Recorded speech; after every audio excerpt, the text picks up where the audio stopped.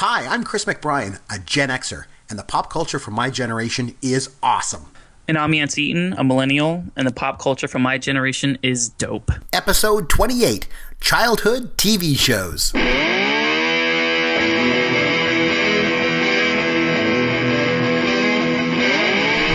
Chris McBrien here. This is Pop Culture World along with Yancy Eaton. As always, Yancy, we got a big show this week. We always have a big show. So what's going on in your world? Not a whole lot, just working myself to death, overworked and underpaid, but I'm really excited to be recording the podcast. I'm sorry that this one's coming out a little bit later than our listeners are used to, but I am happy to start recording. And just as an aside, my family has started to listen to the show more and more, and now like, family friends are. So like, I went to a baby shower today, and like family friends, we're talking about the podcast and stuff. So it's really cool, but it's also like really like, oh, this is real now. Like actual people, like I can put a face to listeners and stuff. So it's like I'm a little self-conscious, but like I still obviously I want them to read it or to listen to it and stuff like that. So I'm pretty excited, but I'm really excited about our guest because this is one of my good friends. I say this every single time, but this is one of my dudes, my main dude. So why don't you bring him in? I'll bring him in. Jesse Jordan is our guest now. Jesse is from North Dakota. He's actually North Dakota, born and raised. He's a father of one. He enjoys beer, wine, and food, just like me. He's an avid television watcher, also like me, and he loves sports. And he's probably best known to everybody as the producer of the Nasty Cast. Jesse Jordan, thanks for joining us here on Pop Culture World. Hey guys, yeah, thanks for welcoming me. It seems very, very weird because I'm an avid listener to the show. So just hearing you two banter and then knowing that I'll be able to shout out and like people will actually hear what I'm shouting because normally I'm listening to what you guys are discussing and I'm like, come on, Yancy, you got to know the answer to this and whatnot. And, we'll put you on the hot seat this week too, so don't worry. It'll be lots of fun. Hey, listen, Jesse, I want to mention your cohort over at the Nasty Cast, Nathan Dawkin, recently sent me a box of Crunch Berries in the mail, and I should point out, even though the North American Free Trade Agreement has been around since 1989, and by the way, your president, is saying he wants to renegotiate NAFTA, and I'm all for that, because if it includes getting crunch berries up here in Canada, let's do it, because you can't get them here. But big shout out to Nate for sending me some of those crunch berries. That was really, really good. Anyway, listen, Jesse and I got talking recently. And we both have young kids, and we both realized that having young kids usually means watching a lot of kids' TV shows. Jesse, as you know, we watch a lot of kids' shows with having little kids in the house. So we got thinking, we were like, what were the shows that we liked when we were a kid? So we decided to do an entire podcast on that. So we thought, well, we had to bring Jesse on to talk about this. I do have a question for you guys, though. So when I ask you the question, if I were to ask you, like, what TV shows that you watched as a kid, out of curiosity, what age does it take you back to? Like, Jesse, so if I ask you, like, what did you watch as a kid? What defines being, quote unquote, a kid to you? Just out of curiosity. It's so funny that you're asking this because I was going to preface all my picks as that, I can't go back. My kid's 2. So, one of the things that my kid is watching now when we were having the discussion, there's no way I couldn't even tell you, what I watched then. But I'm thinking more that probably around 9, 10 is when I started hitting my TV peak, I guess. So between 1990 and 1992, that would be for you, right? Right around that. Yeah, around that time. And what about you, Yancy? What age do you define as being a kid watch TV shows? I'd say to like 11 or 12, I guess. Oh, a little bit older. Wow. You know what? I'm going to be the different one here. You know what? I thought about this, and you know what age jumped out for me was 7. When I was 7, I just remember loving TV. Now, things were different back then because I'm old, Back then, Saturday mornings were like the big thing. Like, the Saturday mornings comprised 2 things back in the 70s. Number 1, cereal, and especially cereal that had like prizes in it and stuff like that. Not Crunch Berries because we don't get those in Canada, but cereal. And number 2, Saturday morning cartoons. And now with the advent of, these 24-hour Teletoon stations and stuff like that, there's no such thing as Saturday morning cartoons anymore. It's too bad because it was a real experience. And I still remember when I was 7, all the shows I watched. So those were the ones that were on my, but anyway, are you guys ready to jump right into things and get going? Yep, I'm ready. Let's do it. All right, here we go. And everyone knows how much I love Fonzie. I don't know if you've seen any of the Sharknado movies. Shatner and Takei are going to be there. I cannot believe that this is actually possible. The Star Wars prequels were awful. Young Doctors in Love. Young Doctors in Love. Bad CGI kind of starts and ends with George Lucas. Some of the worst CGI I have ever seen in my entire life. He ruined the whole original trilogy by superimposing Hayden Christensen over Sebastian Shaw at the end of Jedi. Okay, so we are going to count back our top 5 favorite TV shows from when we were a kid, and we're going to let our guests go first. Jesse, what's number 5 on your list? All right. Well, I kind of wrote down that age that I was in here, and I'm going to take you back. I'm a little older with my start, so I'm kind of a liar right away. So this one takes me to about my 5th grade through 8th grade years. It was only on Nickelodeon from 94 to 98. And the show I'm going to bring up is The Secret World of Alex Mack. I don't know if you guys ever watched it or anything like that, but it's about this junior high girl who has some chemical spilled on her, and she ends up getting telekinetic powers and can do a lot of cool stuff. She turns into a water puddle. She can move stuff out, obviously with her telekinetic powers, stuff like that. But the biggest reason why I love this show is that I had the hugest crush on the main character, Larissa Olenek. I think the only other show that I can ever remember is that she's on 10 Things I Hate About You. She plays Bionica, the younger sister, and Joseph Gordon-Levitt's love interest in that movie. But I think back about my childhood, and that show just keeps popping up in my head because I was in love with her. I could barely remember any of what the shows were about. I know the general consensus of the episodes, but I just knew that, to me, she was the most beautiful woman in the world at that time. Well, you know what? We need to do a show based on our childhood crushes at some point, I'm telling you. But Yancy, your number 5 show from when you were a kid, what was it? Number 5 for me was Animaniacs. Oh, nice. Yeah. Yeah, Animaniacs is like one of those weird cartoons where I feel like it would never be made today. It kind of like plays off to like the whole like Warner Brothers thing. Like it literally shows them like, you know, walking like Warner Brothers Park, and you know, it's like this weird variety show. There's like all kinds of different things going on with, you know, Yakko Wacko and Dot. It's just like, it's one of those like really smart shows that was almost like, it felt like it was for adults more than it was for kids. And especially like, you know, I've gone back, you know, like with streaming services and stuff, you can go back and watch these episodes and just, there's so many things that you're going to miss as a kid, obviously, that, you know, are just going to completely fly over your head.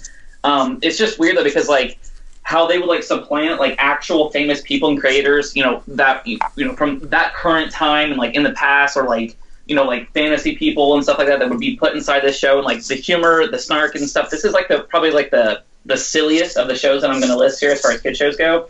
But it was just so smart. It was so funny. I remember my mom watching one episode of it with me, and she actually was kind of like, I don't know if I want you to watch this. You know what I mean? Because it was kind of just, it was abrasive for being a kid show, but it just worked so well. Didn't have a long running. It was only on the air for I think 4 or 5 years or whatever, but it's still a classic. I kind of want to watch it like right now, obviously, but just a fantastic show. Ran from 93 to 98, no longer in existence. This is one of those shows where I kind of hope like the next couple of years they kind of bring it back. Maybe it won't have the same magic as it did before, but it was just a fantastic show. So that's my number 5. Oh, I like that one. That's good. Okay, so my number 5. On Saturday mornings, once, as I mentioned, you know, I loved watching cartoons, but once the cartoons wrapped up at noon, live action shows would start. And one of my all-time favorites was a show called Space Academy. And it was about these teenagers, and it was like way in the distant future. And what they did was they got to ride around in this spaceship, and they got to explore the galaxy. And some of them were like really smart, like they were scientists. And then others had like special powers. The special effects were good for the time. I think, Yancy, if you went back and watched it now, you'd probably be like these guys shot this in someone's backyard, you know. But like for a kid growing up in most of your recommendations, like most of them, yeah. Like, but you know, I think, you know, for me, you know, in the 70s, like, and I loved Space Adventures too. Like, I thought the show was amazing. There was this robot I remember called Peepo, and one of the kids on the show was played by Brian Toshi, and he went on to play Takashi in Revenge of the Nerds, which is one of my favorite movies like ever. So, like I say, for me, Saturday mornings were all about watching TV. You know, before, like I say, nowadays with Teletoon and everything else, you know, Saturday morning cartoons are gone. But back in the day, Saturday mornings were the best. And I would like dream that I was on the ship in Space Academy. That was my number 5 show. So number 4, Jesse, what do you got? All right. I'm going to also say that I did watch a lot of cartoons on Saturday morning when I got up, but none of them made my list. So I did live during that era where if you got up early enough, you could get about 2 hours of cartoons in before the the live action shows, and I'll get to one here in a little bit, but this one isn't one of those Saturday morning ones. This show aired from 87 to 95 and actually starred a pair of twins that played as one little girl, and at that point I probably gave it away. It's obviously Full House. I have nieces and nephew that refer to me as Uncle Jesse. You would think that they would have no clue, but it's kind of funny because they're getting to that age, and their parents grew up in the same time as me. It's my sister's kids, so this show was one of my sister's all-time favorites. Me being the younger brother, when you only have two TVs in the house and one has the clicking channels where you actually have to walk up to the TV and crank it, you choose to sit down on the living room couch where the nice remote is, and this happens to be one of the shows I was on all the time. So my number 4 is Full House. Very good. Yancy, what do you got for number 4? For the sake of brevity, I'm just going to mention the show, and that's it. Number 4 for me is Pokemon. I've talked about Pokemon you so love much. Pokemon, yes. You guys know how big it was. I still play it on my phone. Like, I'm embarrassed to admit that, but it connected me to my brother unlike anything else from our childhood. It was just absolutely incredible. A lot of these shows you guys are talking about, like Saturday mornings and stuff, to be completely honest with you, not to sound like, I had like this amazing childhood, which I did, but we didn't watch Saturday morning cartoons all morning. To be completely honest with you, we never had TVs in our rooms until we were like 16 or 17 years old. And as soon as we all woke up, my mom basically locked us out of the house if we didn't have to go to school.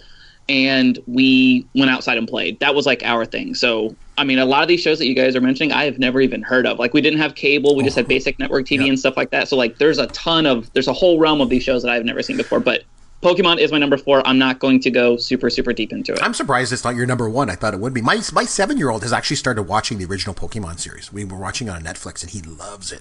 And you mentioned, you haven't heard of most of these. You're not going to hear of any of mine. I can pretty much guarantee you've never seen any of my shows. Okay, this next one, my number 4. You got to stay with me on this one, okay, guys? So back in 1971, a Canadian television producer had an idea for a show, and it included like monsters and ghouls and animals and aliens all on a sketch comedy show. And they filmed 130 episodes in the span of less than a year in the little studios of Hamilton, Ontario's CHCH TV station, and they added in some throws from Vincent Price. They shot those out in California, and they mashed all of this stuff together into the hilarious House of Frightenstein. Yancy, Jesse, you guys are American. You have no idea what I'm talking about, but every Canadian who's over the age of 35 knows exactly what I'm talking about. And actually, this show did get syndicated in the States, so a lot of people watch it there too. They're just way older than you guys, that's all. But anyway, so the show featured like all these recurring sketches of stuff, like there was Count Frightenstein, like he was a descendant of Dracula. There was Frankenstein's monster. There was this hippie that looked like Ravi Shankar playing the sitar, and all these flowers would drop on him. There was Harvey Wallbanger. He was a puppet. He'd read letters like from people that sent them in. There was Igor. He had this green paint on him. There was a wolf man. I remember there was this gorilla who used to come out of the woods, and they'd throw ping pong balls at him, and as soon as one of the ping pong balls would hit him in the head, he'd fall over dead. It was just like, the show was a total head trip. I know it sounds like the weirdest thing ever, but it was actually an amazing show. And some of the sketches and episodes are out there on YouTube, so give it a look. It's the hilarious House of Frightenstein. Number 3, Jesse, what do you got? That one sounds really interesting. It is something else. Check that one out. I loved it as a kid. So, my number 3, basically, the world, America, was given the privilege of watching the Savage Brothers from like 1988 to 2000.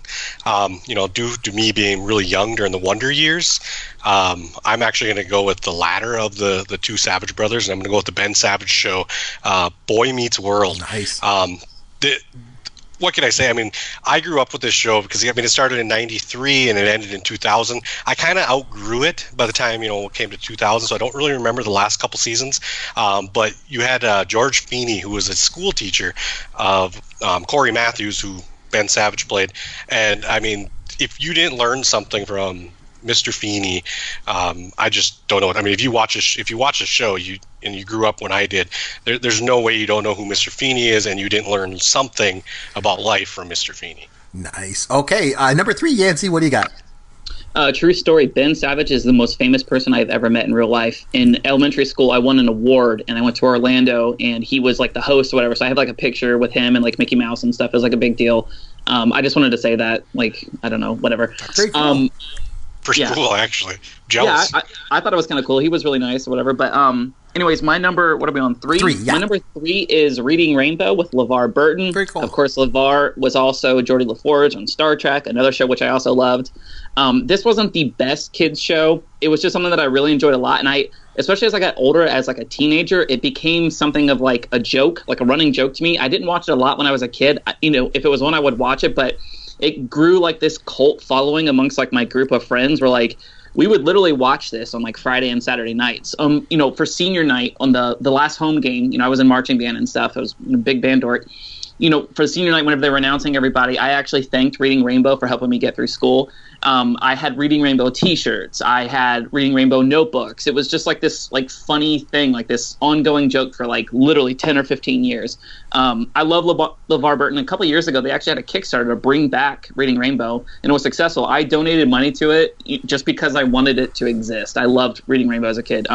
It's like a weird selection, but still love LeVar Burton, one of my favorite people. If I could have coffee with like 5 people in the world, I would pick him. I don't know why. I've just always been like the hugest fan. So Reading Rainbow is my number 3. Oh, very cool. Okay, my number 3. Now, I just like to preface this by saying that I did not grow up in the 1930s, but one show that I did love watching when I was a kid was Our Gang, also known as Little Rascals, and it was on every day after school. And it was originally produced like back in the 20s and 30s as short films because the TV didn't come around until the 50s, right? But after school, every day in the 70s, Little Rascals would be on TV, and I would watch them over and over again. And even though they were made like 50 years before, I loved watching this show. So, Yancy, you probably know, and Jesse too, they made a movie in 94, right? Directed by Penelope Spheris, the one that directed Wayne's World. They made Little Rascals. But that movie was crappy. But the old shorts were really, really, really, really great. And as a kid, I used to love watching. There was Spanky and Darla and Alfalfa and Buckwheat. The shows were so good, man. So basically, it was this group of really, really poor kids, and they were getting into all these situations, and they were so poor that they had to eat mush, which I can only assume was grits or oatmeal or something like that. And I remember in the early ones, there was like Farina and Sunshine Sammy and Jackie Cooper.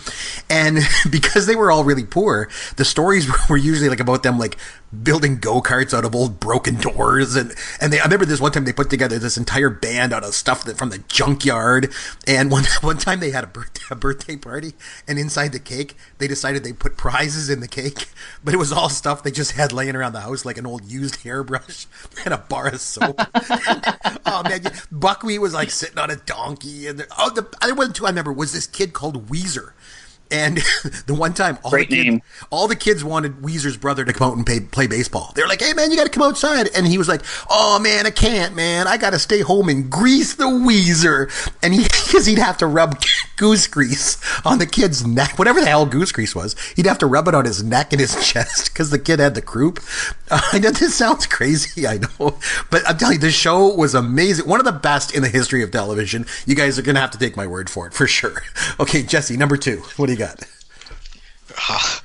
I don't know. I gotta grease the Weezer. I know. Yeah, there's nothing better than greasing the Weezer. Oh my! Gotta love greasing the Weezer. I will say that in '94, that Little Rascals movie that came out, that at my age, I loved it. I mean, it might not have, In the '94 version, Jesse, did they have to grease the Weezer? Oh my! I don't remember any greasing of the Weezer. Okay. But.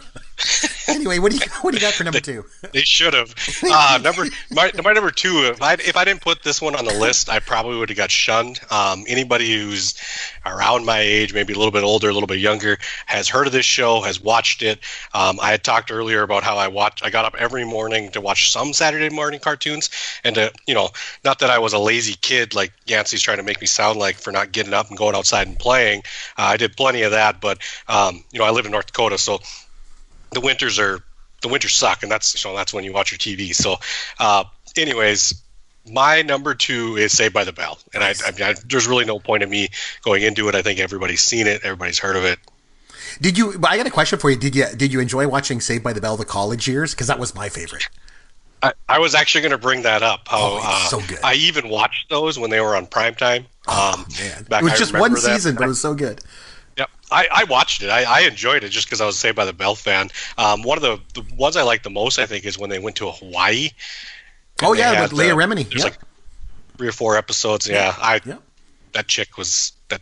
Mr. Gerosi wasn't his name, Mr. Gerosi, and then his daughter was Leah Remini. Yep, remember that was good. You got it. Okay, Yancy, what do you got for number 2? I keep waffling back and forth between which I want to make number 2 and which I want to make number 1. So I'll switch it up. Number 2 for me is one of the most seminal shows of all time. It is a legacy show. It's been around forever. It's won over 120 Emmys, multiple Peabody Awards. It's Sesame Street. Oh, nice. Everybody's seen Sesame Street before. It's amazing. The one thing I've always loved about Sesame Street is how they're always pushing like social issues. And, you know, the show in its inception, I think in the late 60s, like 1968 or 69, you know, it wasn't a perfect show. Like their depiction of like Latino women and, you know, Latino men and women were underrepresented in the show. And like there are all kinds of problems with the show. But it has grown like over the years through decades, and you know they've depicted homosexuals, and there was a character that had AIDS, and they've just always been willing to like talk about really sensitive subjects, and they've always gotten a ton of blowback over the years. You know, they've been banned. When I was doing research, there was a Mississippi committee that basically banned them because they didn't like how they were pushing like such a multicultural agenda. There were all these controversies that were surrounding it, but they always kind of like stand fast and, you know, continued making just this really, really interesting content for everybody. I mean, like there's one scene where Snuffleupagus is basically like teaching kids how to use basic sign language to, you know, to say hello and how are you to people who are deaf. You know, there was always this spirit of inclusion in everything that Sesame Street did. And that's just one thing that I always loved. Cookie Monster. The greatest. Like, the greatest. Yes. Probably my favorite character of all time. Me too. Loved Oscar. I was never an Elmo guy. I was never a Big Bird guy. I kind of liked, like, you know, the characters that were kind of like lesser characters to me. But it's just, I don't know. It's just one of those things. Everybody has seen Sesame Street before. It's so ubiquitous with like every childhood experience. Sesame Street was there in the background at some point. I'm just going to leave it at that. That's my number 2, Sesame Street. You guys have obviously seen it. It's fantastic, and I hope it lives on forever. Oh, man, that's a great one. I want to mention a couple of honorable mentions. As I was talking before about like Saturday morning cartoons, there's 3. There was 4 that I really, really liked, 3 of which you guys have never heard of. So there was Inch High Private Eye. Love that show. There was Hong Kong Phooey Speed Buggy, and then Fat Albert. And I know you guys at least have heard of Fat Albert because it's, you know, kind of stuck around in the zeitgeist of pop culture over the years. But you guys have mentioned a couple shows too that have been taking place. Especially Jesse mentioned a couple shows that have taken place kind of at night. They were like evening shows, but you watched as a kid. So I'm going to go with one too, and that's Battlestar Galactica. So Yancy, this is a great reboot. You know, we talked about reboots recently. They reimagined this show with Edward James Olmos in the 2000s, right? It was a good show. Right. And like the critics loved it and everything, but I tell you, you know me, I'm a fan of the old school 70s stuff. So the old Battlestar Galactica from the 70s, I like that one better. It was really, really campy, and you know how much I love campy stuff. And as a kid, I just loved Star Wars and space stuff, and to me, there wasn't much better, you know, than watching an hour-long space show every Sunday night, and that was Battlestar Galactica. They took the initial 2-hour pilot of the show, and they actually repackaged it, and they released it in theaters as a feature movie. And yes, I actually went to the movies to see it. I remember I went with my dad, and from what I remember, like, he hated it. But I loved it. I thought it was great. I used to watch it on TV show every week. And, you know, you mentioned earlier, Jesse, about someone you had a crush on. I had the biggest crush on Marion Jensen. She played Althea on the show. And I remember I was so excited. She was on, like, Battle of the Network Stars, and she did, like, a Hardy Boys. But anyway, on Battlestar Galactica, there was Starbuck. He was played by Dirk Benedict, who went on to star in the A-Team. There was Apollo, played by Richard Hatch, who just passed away recently. Boxy, Muffy the Dog, Baltar, Lorne Green was Adama. It was just... And one of the best things was they had these Cylons, and they were like just a Darth Vader ripoff, right down to the shape of the helmet and the triangle mouth and everything, but they had this red eye that moved back and forth. And, you know, when I was like 8 years old, and I just thought it was like the coolest thing ever. And it was like this band of humans. They were searching for the lost colony of Earth, and the Cylons were after them, and they were in Vipers. And they always had guest stars like Brett Summers from Match Game was on. She was like Cyrus Bellaby once. I really, really, really, really loved that show. And then they actually found Earth, and it became Battlestar Galactica in 1980, and they drove around on motorcycles, and that was really crappy then. But the original show, I loved it, and I still love it to this day. I watch episodes all the time, and that's Battlestar Galactica. On to your number 1, Jesse. What do you got? My number one, again, I'm going with the primetime theme. I did have some honorable mentions, like the Saturday morning cartoons, after school cartoons, like Darkwing Duck. I remember watching Thundercats when I was really little, Teenage Mutant Ninja Turtles, and then when I got older, the primetime Family Guy. The first time it came out, I don't know if you guys realized that it was on for 3 seasons. Yeah, and then 3 it went seasons. away. It went away and came back. I was one of the biggest fans of the Family Guy when it originally came out, and I felt like I was always alone. And then when it came back, it became cool, and now I don't watch it anymore. But anyways, that kind of got side loop there with my honorable mentions. But my number one takes me to Friday nights with TGIF. I think it was on ABC growing up. This show was on from 89 to 98, which is, I mean, you're talking from the time I was 6, 7 to the time 98 when I was, in high school, and I was ready to stop watching some of these shows that, probably weren't cool anymore. Graduated to like Saturday Night Live, things like that. But anyways, the show that I am going to put as my number one is Family Matters. You've got a show about the Winslows. It originally started, I think it was only first 5, 6 episodes. Steve Urkel was not even in the show. He ends up taking over and becomes the main character, once he hits the scene. But the show actually started off as just a family-oriented show about an African-American family in Chicago. Harriet Winslow, I believe, was a character in, I can't think. Perfect Strangers, I think, which I vaguely remember as a young child watching with Cousin Belky or something like that. I think Harriet was the elevator operator. The show is going to evolve around their family and how they deal with things. That was one of my favorite shows too. I liked it. Mark Lynn Baker and Bronson Pinchot. Oh, it's a good show. Anyway, it was Belky. Yep. It was, yeah, okay. Yeah, then like I said, we used to always call it Belky growing up, but I think it was called Perfect Don't be ridiculous. Yeah. And then, but I guess, Family Matters is just, like I said, it's just the time frame. I would spend my Friday nights. I would make sure that, the Friday night would have a football game, small town, everybody goes to them.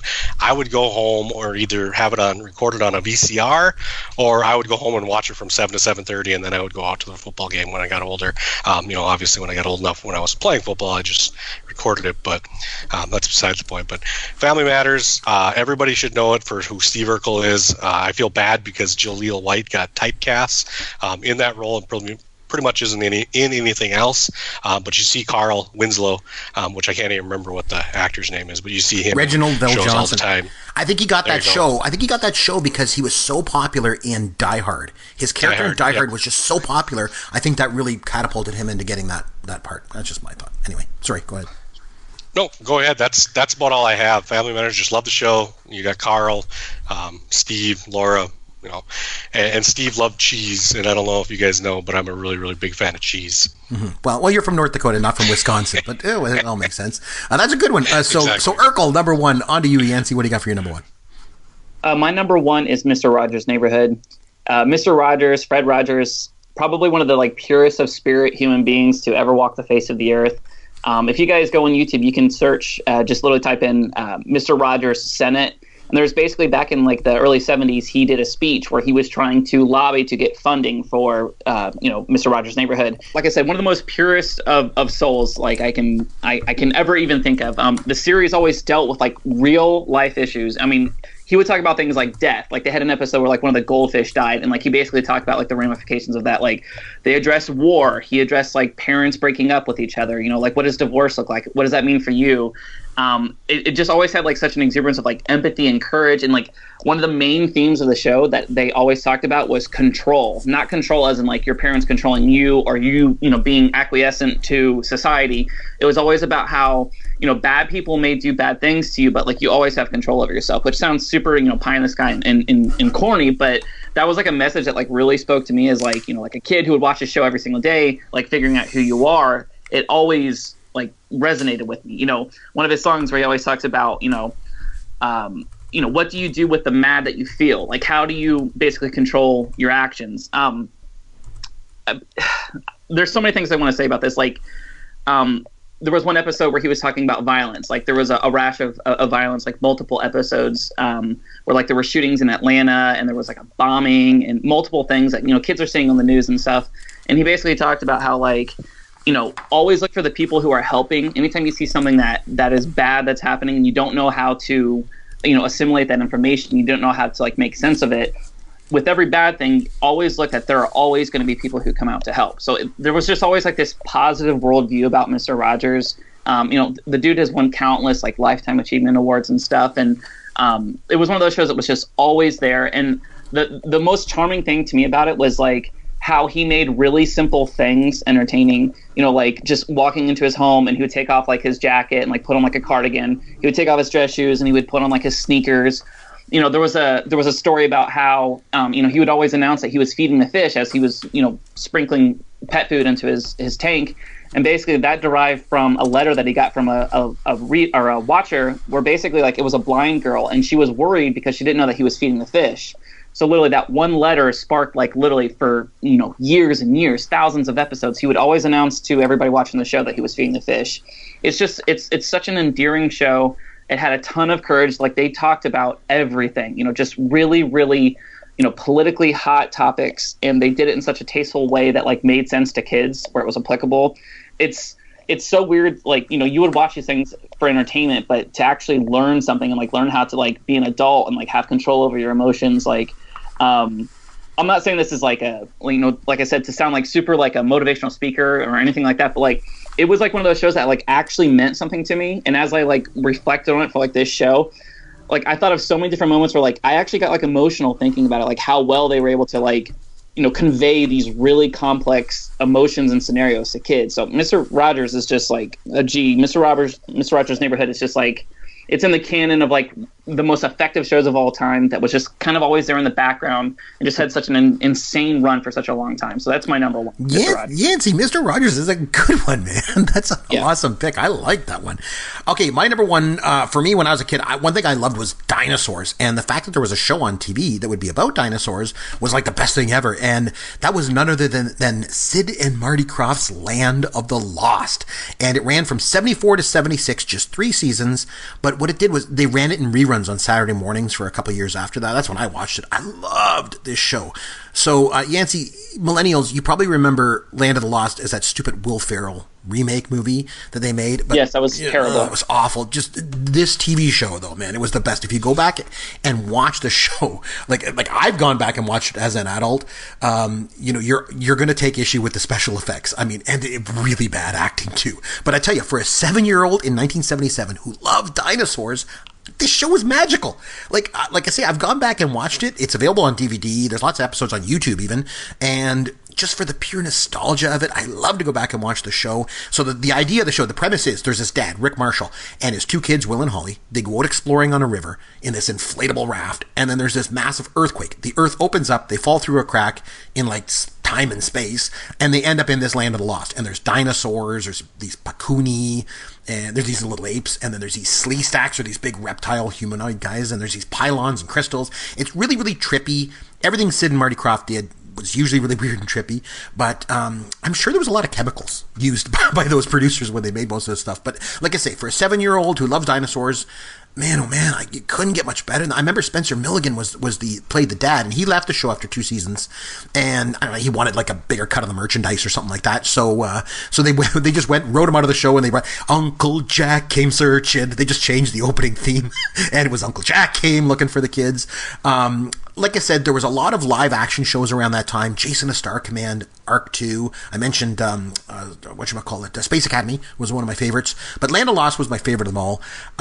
It used to come on at noon on NBC. I loved watching the show, and I've actually made my 7-year-old go back and watch some of these episodes, and he absolutely loves this show. So I think it isn't about the special effects. I think it's just about the imagination, and that's why it's my number one. Anyway, so there you go, guys. We made it through our top 5 shows that we like to watch as kids. A little bit of different take on everything.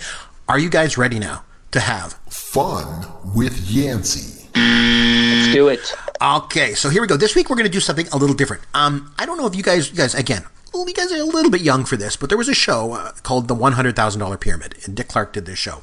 And we've done this a couple times. So this week what we're going to do is we're going to play a round of the winner's circle from the $100,000 Pyramid. And here's how it's going to work. So Jesse, both you and Yancy will be in the winner's circle together. So you guys are going to be a team. Okay, so both of you can just blurt out answers as you think of them. Okay, so twice as many contestants, so twice the chance to win. So here we go.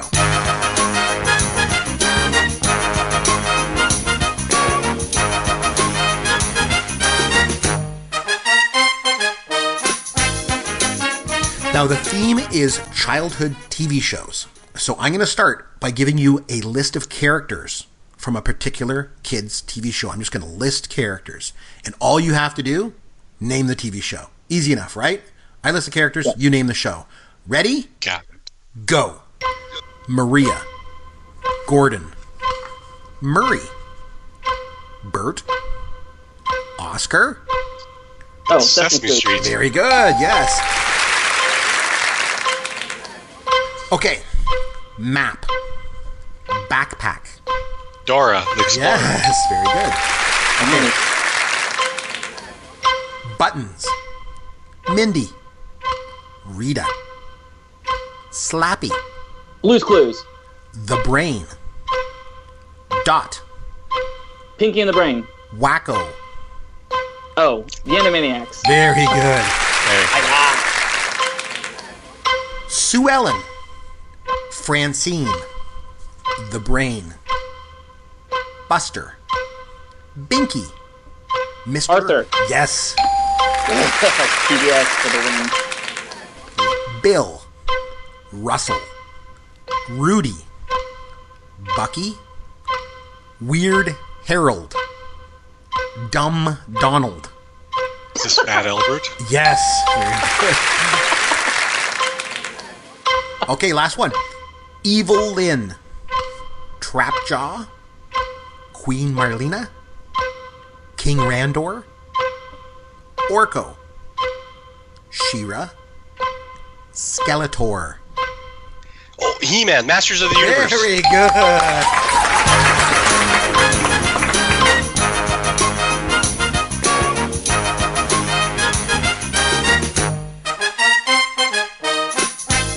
Thank you, Jesse. I had no idea. None. No, none. Oh, Jess. So Jesse's just a little bit older, so he was able to pull out all those kind of ones. I tried to give you ones even from the late 80s, 90s, and through everything in there. But, man, good stuff. I spent a lot of time playing Masters of the Universe on the playground as a kid. Very good. So did we go 5 for 5? We went 5 for 5, didn't we? You went 6 for 6. Congratulations. You guys won. Very nice. You guys went I've to the got top to say, of the pyramid. Overall, Chris and Jesse, I'm very surprised that we didn't have any overlap at all. You guys were naming some really esoteric stuff I've never heard before. Stuff I used to watch when I was a kid, man. Like I said, first of all, I'm way older than you guys, but I mean, so obviously there's not going to be any crossover there. But even some of that stuff, I think if you go back and listen to the show, Yancy, and write down the things I mentioned, you have no idea of the shows I'm talking about.